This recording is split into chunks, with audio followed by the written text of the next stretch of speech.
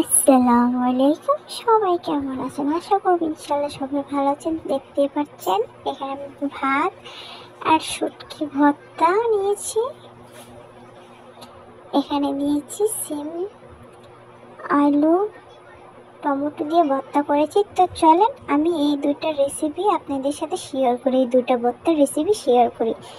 ফুল ভিডিওটা দেখবেন, দেখলেই জানতে পারবেন। ওকে, তো চলেন চলে যাই। এখানে দেখতে পাচ্ছেন আমি শুটকি নিয়েছি, এখানে দুটো পেঁয়াজ, এখানে 4টা রসুন কোয়া, এখানে হচ্ছে মরিচ দেখতেই পাচ্ছেন। এখানে হচ্ছে সিম, টমেটো, কাঁচা মরিচ, ওখানে রসুন। তো এটাকে ভালো করে ধুয়ে নিয়েছি, এটাকে ফাঁপ দিয়ে এটাকে চেলে নিয়েছি, মানে তেলে নিয়েছি, পানিটা ঝরায় নিয়েছি। এখন এখানে কড়াই একটু তেলে নিব যেন পানিগুলো না থাকে। পানিগুলো থাকলে ভর্তাটা পানসা পানসা লাগে।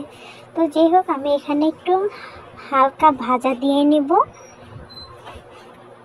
দেখতে পাচ্ছেন আমি ভেজে নিয়েছি, প্রায় হয়ে গিয়েছে।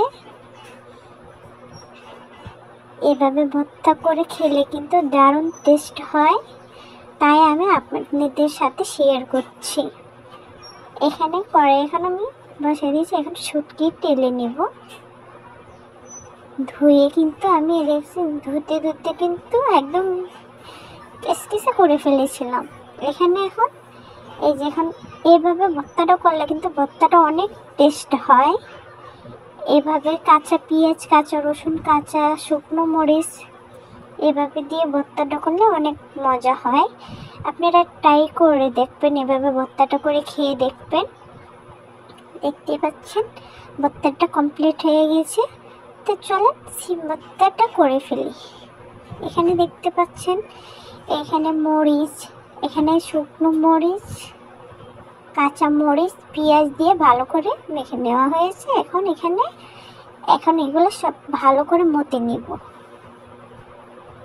এখানে আমি তেল দিব না, যেহেতু টালার সময় আমি তেল দিয়েছি তাই তেল ব্যবহার করে নিই। এখানে যে ধনে পাতা দিয়ে ভর্তাটা কিন্তু কমপ্লিট হয়ে গিয়েছে।